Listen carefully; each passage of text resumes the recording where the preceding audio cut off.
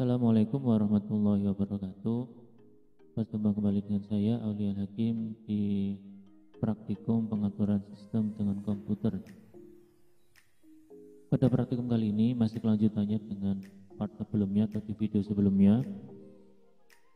Kalau di video sebelumnya kita terapkan atau ada case tadinya berupa backward houses test. Kalau di sini nanti kita akan coba terapkan ke diabetes detection ya.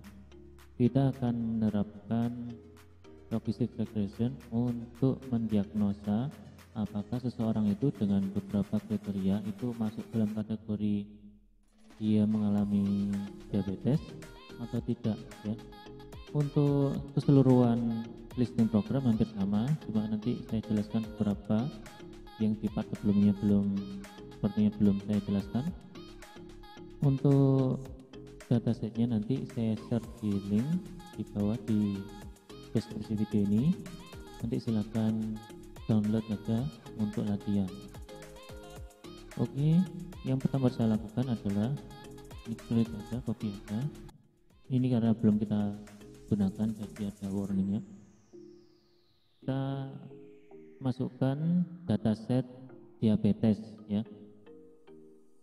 Kemudian ini kalau kita beri info, kita run ya, jadi kita tunggu untuk ini variabel sudah muncul.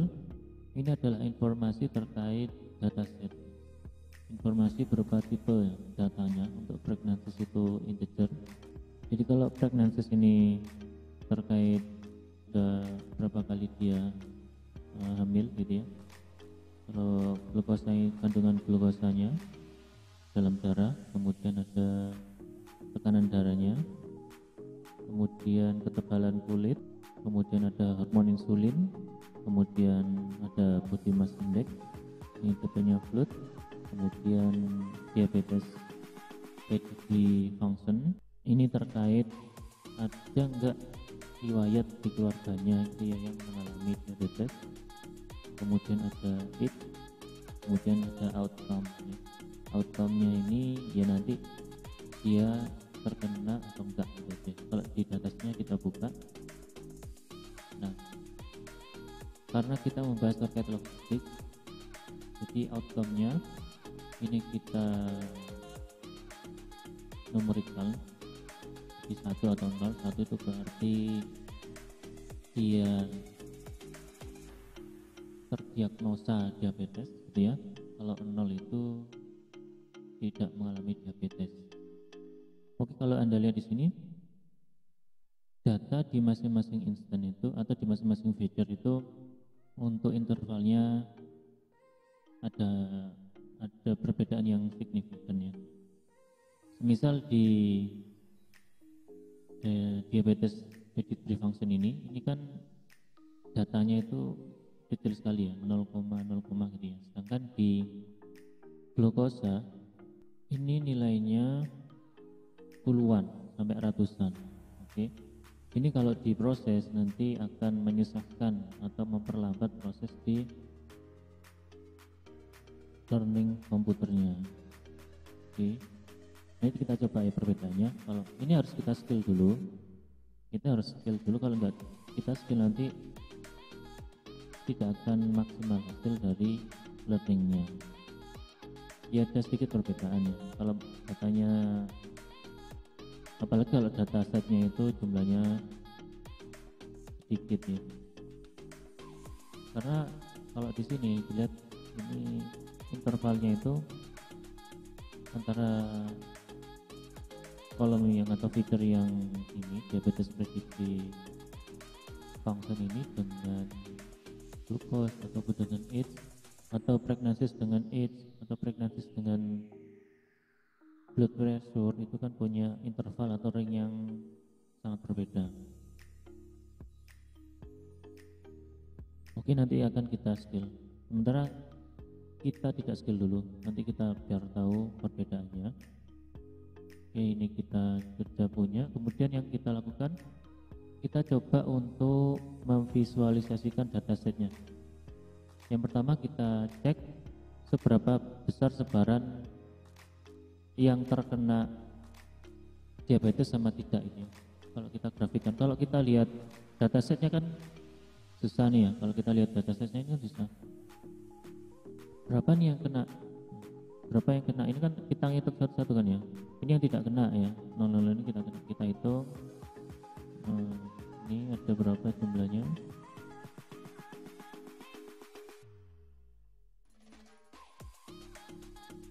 Ini ada 498 nih. Sedangkan sisanya lah ini ada berapa kan kita nggak tahu. Nah ini 267 dikurangi 498, kita dikurangi 500 gitu aja ya. Ya kan?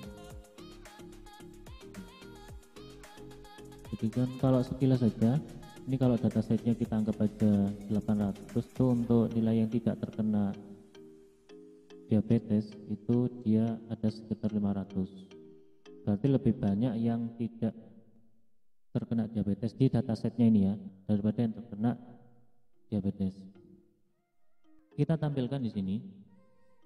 Jadi yang kita tampilkan datasetnya ya berdasarkan outcome-nya. Kita cek di sini. Nah. Jadi kalau dilihat di sini berdasarkan outcome ya dihitung berdasarkan outcome itu yang tidak terkena diabetes itu hampir 500 ini kan ya. Jadi lebih besar yang tidak terkena diabetes daripada yang terkena. Jadi kalau kita lihat sekilas visualisasi seperti ini kan lebih mudah pemahamannya daripada kita lihat datanya ini gitu ya. Kita lihat ini.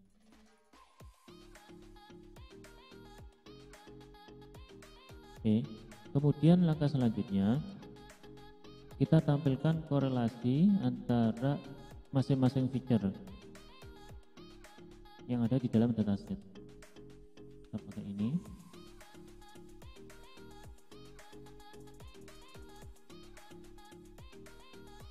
Kita menggunakan bitmap ya. Kita pakai library Seaborn. Kita cek korelasinya. Jadi korelasi di sini maksudnya adalah kita ingin mengecek seberapa besar keterkaitan antara feature ya dengan label atau dengan toolnya atau dengan outcome-nya, atau seberapa besar korelasi antara masing-masing feature dengan feature yang lainnya gitu ya. Maka kita bisa tampilkan menggunakan grafik heat map ini ya. Jadi heat map ini kan sebenarnya grafik 2 dimensi, tapi kita bisa mengetahui sebaran datanya itu berdasarkan warna ya. Jadi sebaran datanya itu bisa kita ketahui berdasarkan warnanya. Oke, kita cek dulu. Kita lihat di sini.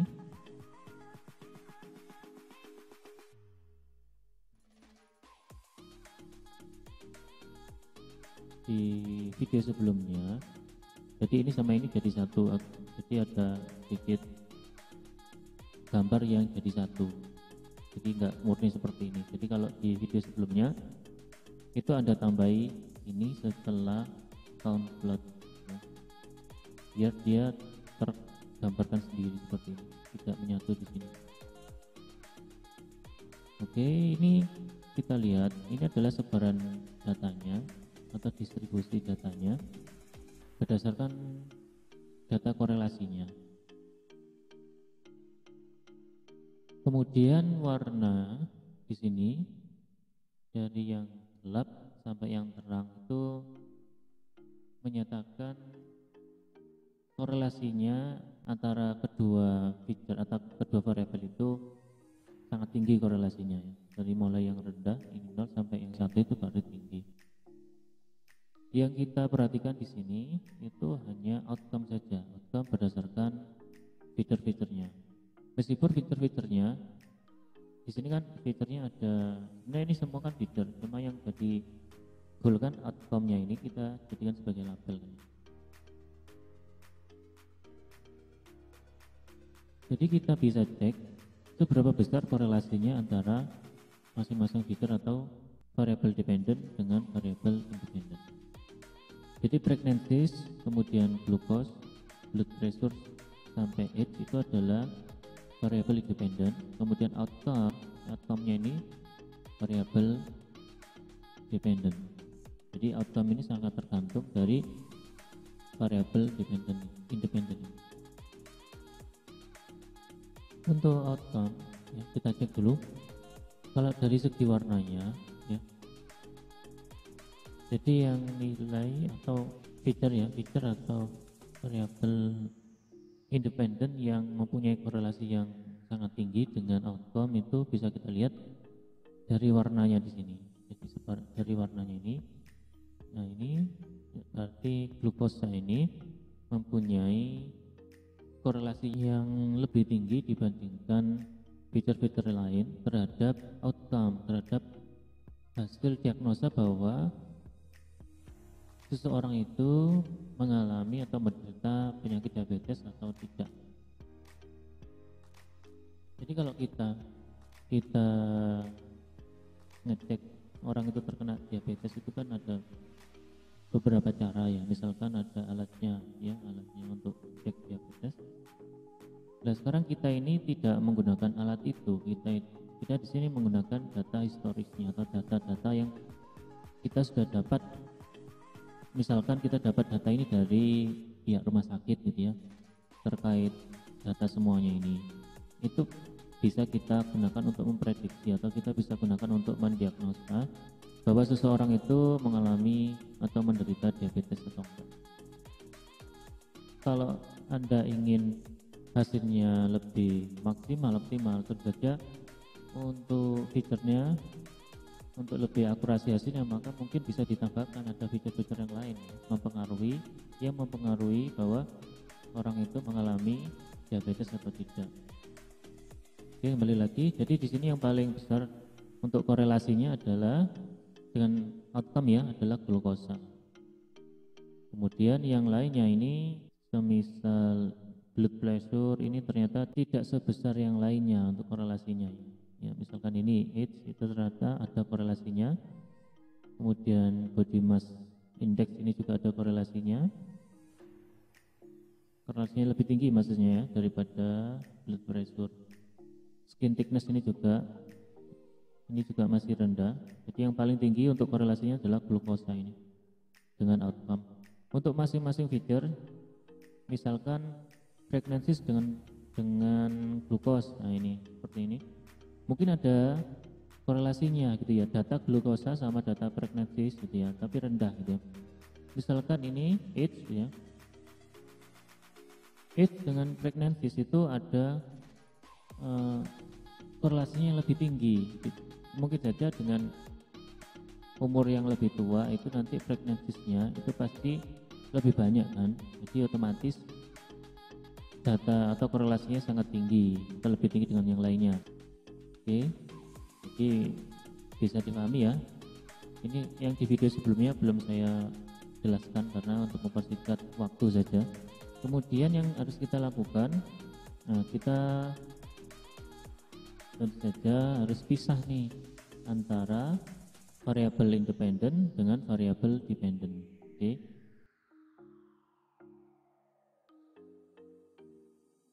Kita lihat datasetnya, jangan sampai salah.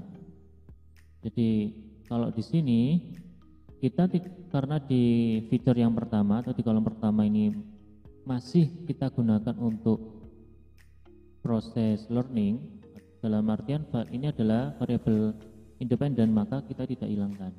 Di video sebelumnya, sebelum titik ini kan kita kasih -1 karena di fitur yang pertama itu adalah nama-nama, jadi tidak perlu kita cantumkan. Kalau di sini kita perlu cantumkan nih data pregnancy sampai ke age ya, -1 yaitu outcome. Oke. Kemudian kita hitung aja ini kan dari indeks 0, 1, 2, 3, 4, 5, 6, 7, 8 ya. Jadi untuk label itu ada di indeks 8. Oke, kita running. Ini datanya masih data yang belum kita pre-processing, atau dalam artian nilai skalanya atau intervalnya masih relatif berbeda ya. Oke. Kemudian yang kita masukkan lagi adalah kita sebelum kita scale ya, nanti kita proses dulu. Ini nanti kita lompati dulu. Jadi ini adalah untuk scaling. Sekarang kita masukkan atau kita bersihkan datanya ya, kita bersihkan datanya dulu dari file yang kotor. Misalkan ada file yang atau variabel nilai dari variabel independen yang kosong gitu ya, yang none. Di file independen sendiri, file label sendiri.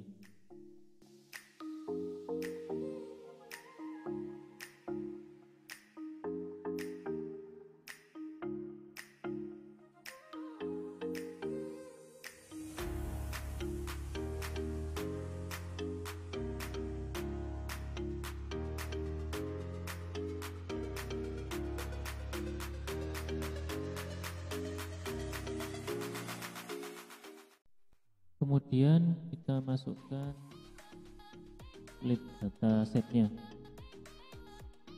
Jadi untuk yang training sama testing ya, di training sama testing. Nah ini masih share, kita pakai independen dulu. Oke, ini yang masih data awal ya, belum saya scaling. Nanti kita bandingkan.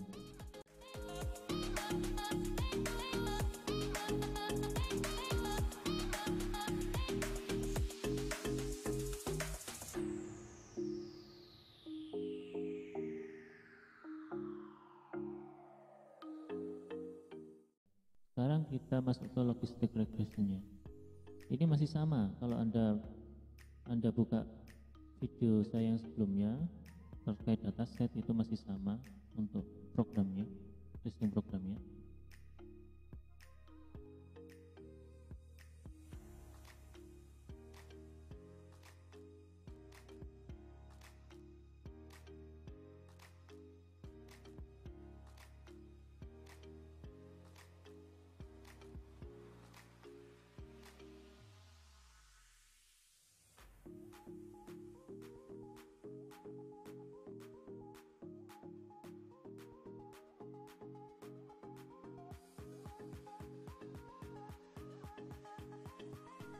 Kita proses training dulu. Oke, jadi sama dengan di linear regression untuk listing programnya.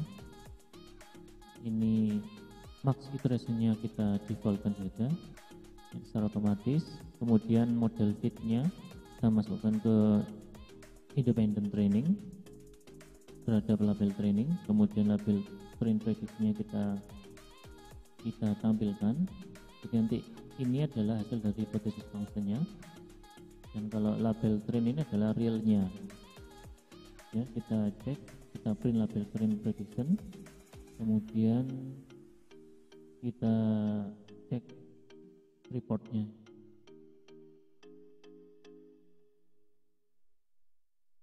Nah,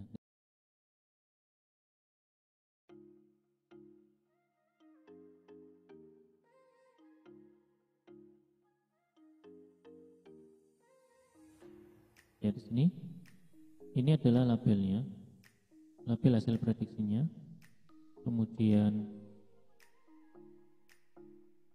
ini terkait reportnya, jadi terkait presisinya 79% untuk yang memprediksi tidak mengalami diabetes, sama yang mengalami diabetes itu presisinya adalah 73% ya.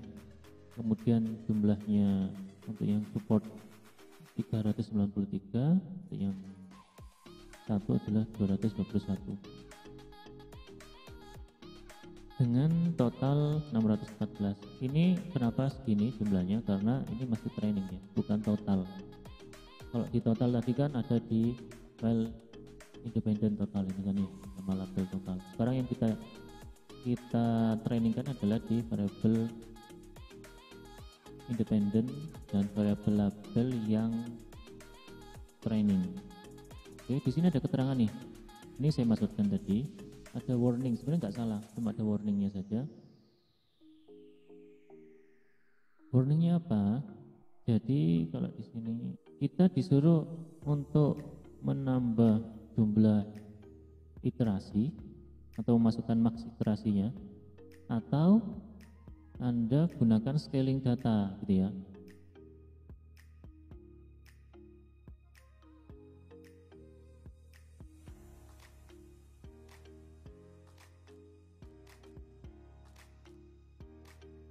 Misalkan kita masukkan max iterasi, misalkan kita taruh 10.000.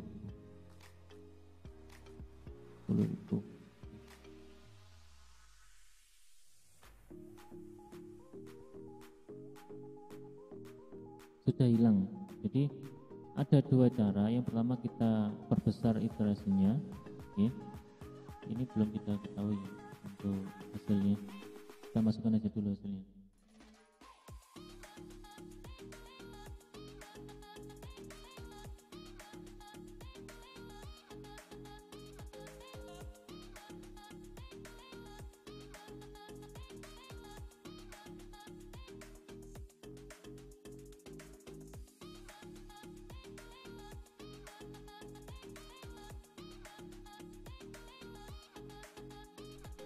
Jadi nanti nilai dari untuk trainingnya, untuk koefisien determinasinya adalah 76% dan untuk testingnya 82%. Saya pikir nilai seperti ini sudah cukup bagus ya untuk komputer itu bisa nantinya itu, oh Anda mengalami diabetes nih dari variabel-variabel atau data-data variabel yang sudah didapat ya.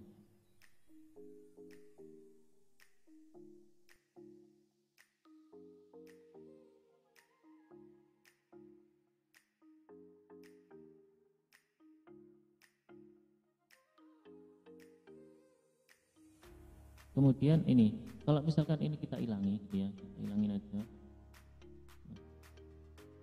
Kita save dulu, kita running. Ya, ini kan masih ada warning ini kan ya. Kita bisa akali biar komputer itu loading sendiri tanpa kita harus memberikan maksimum iterasinya. Kita buat scaling di datanya. Oke. Jadi di data ini, independen ini kita scalingkan. Kita manfaatkan scikit-learn library. Kita scalingkan.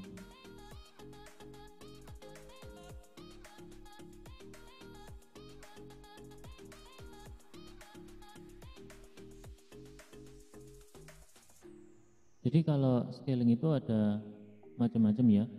Kalau yang ini ya, ini nanti scalingnya, nah, kita cek hasilnya aja dulu ya. Coba kita cek nanti perbedaannya bagaimana. Ini kita berikan komen, scalingkan, nanti datanya independent scale ya. Nilainya nanti maksimumnya itu ini.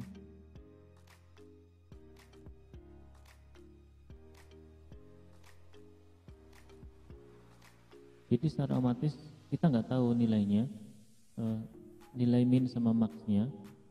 Jadi secara otomatis di create sama komputer ini bahwa nilainya itu segini sampai segini gitu ya. Kita nggak tahu nilainya ini sampai ada minus gitu ya.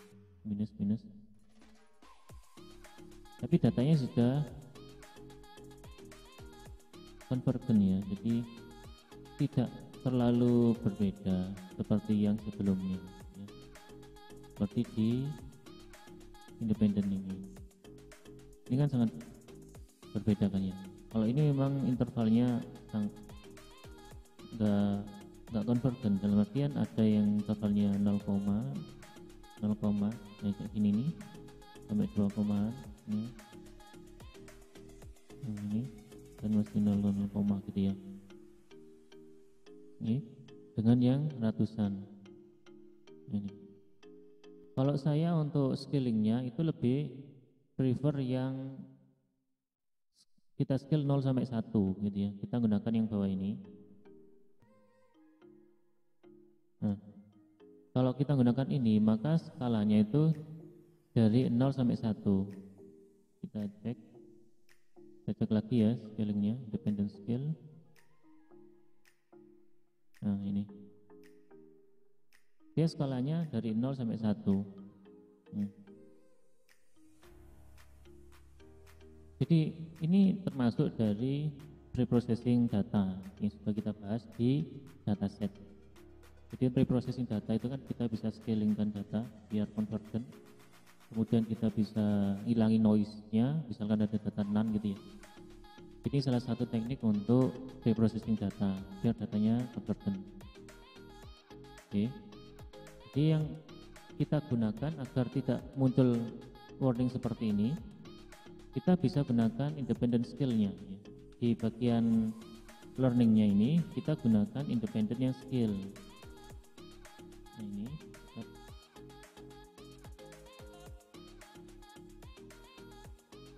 pakai yang skill. Nanti kan hilang.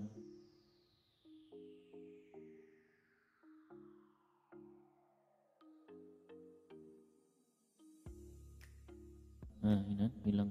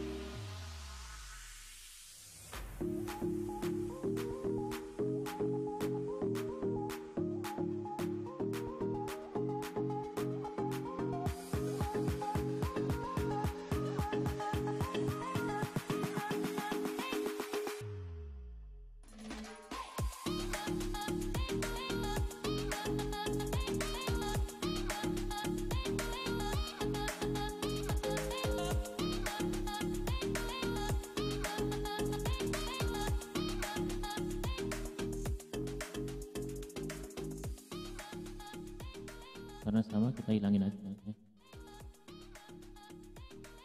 Karena di iterasi 100.000 atau kurang itu datanya sudah didapat ya. Maksudnya iterasi itu kan looping, pengulangan. Jadi mulai proses awal, kemudian dia masukkan hipotesis function, kemudian mencari nilai tetanya, itu diulangi dari awal sampai ketemu nilai yang diinginkan. Nah, tadi kita coba misalkan max iterasinya 10.000 dengan maksimal iterasinya 100.000 itu sama, berarti data atau model yang didapat itu ada di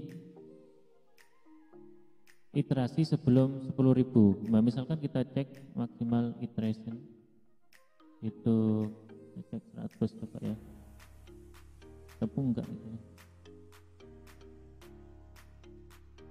Semua ya. Kalau ini kita cek cuma 10 kali saja lah.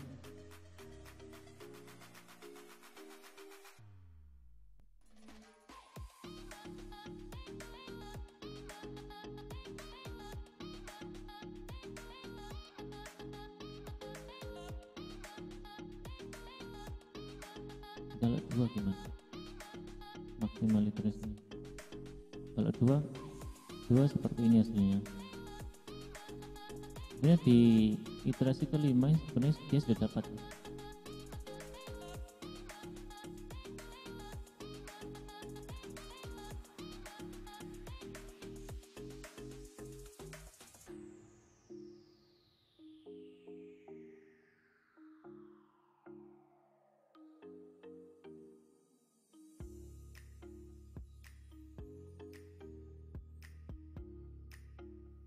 Ada nggak yang lebih bagus daripada ini? Jadi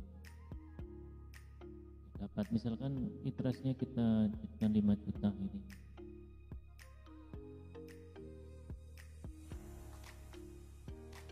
sama aja. Jadi yang paling bagus model yang sudah di create gitu ya.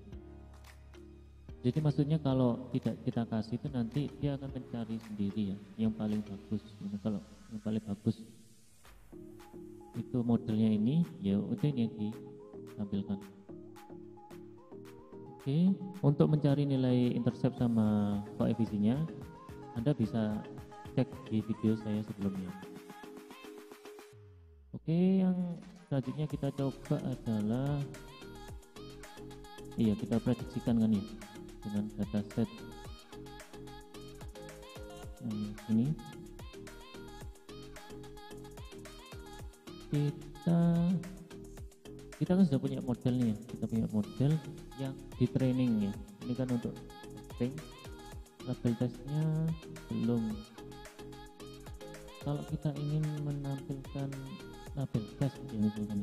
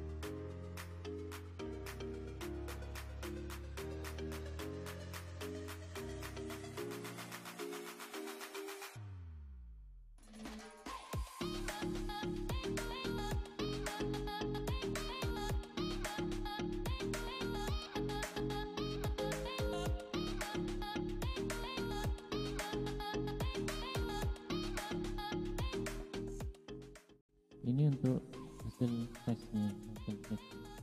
Kalau ini hasil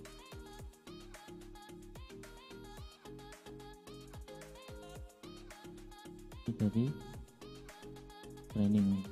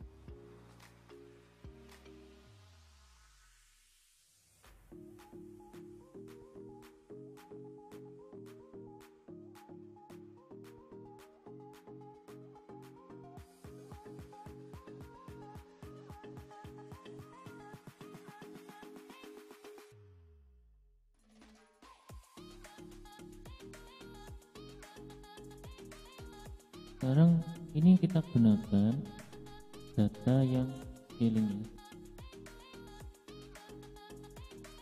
Kita coba untuk memprediksikan. Kalau di dataset kita harus, kalau scaling berarti kita harus cek di scalingnya nilainya.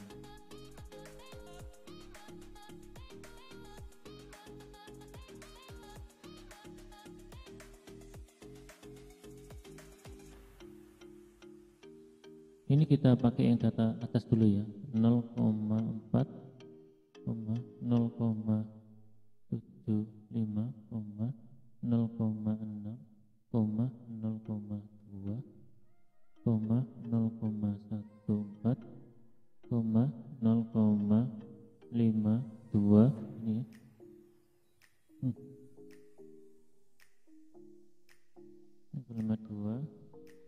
Ini 0, kemudian 0,26, 0,55 ini.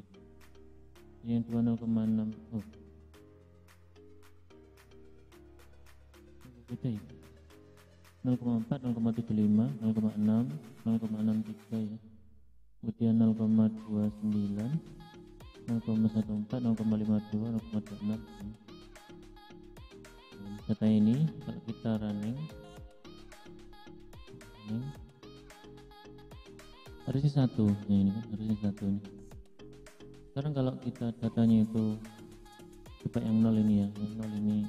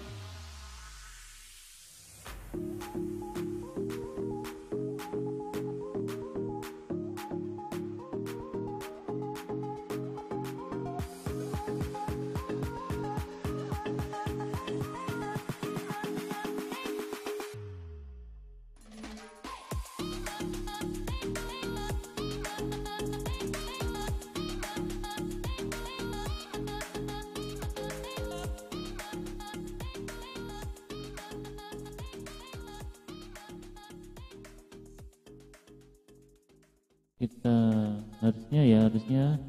harusnya 0. Harusnya 0. Nah, 0. Ini. Jadi data itu harus kita scalingkan dulu, kita masukkan ke sini, kita inputkan di datasetnya. Baru kita bisa proses menggunakan perumusan yang sudah di-create ini. Oke, jadi kekurangannya kalau kita scaling itu bisa jadi pada saat kita uji coba langsung tanpa kita scalingkan di sini, itu datanya atau modelnya tidak merepresentasikan ya, tidak merepresentasikan data yang row-nya itu. Jadi perlu di scaling dulu, disamakan ya. Persepsinya intinya untuk inputannya harus disamakan persepsinya. Kalau di sini scaling semua berarti harus scaling. Jadi kalau data mentahnya tadi harus dilakukan scaling. Sekian praktikum kali ini, semoga bermanfaat. Bila ada salah-salah kata, mohon maaf. Saya akhiri. Assalamualaikum warahmatullahi wabarakatuh.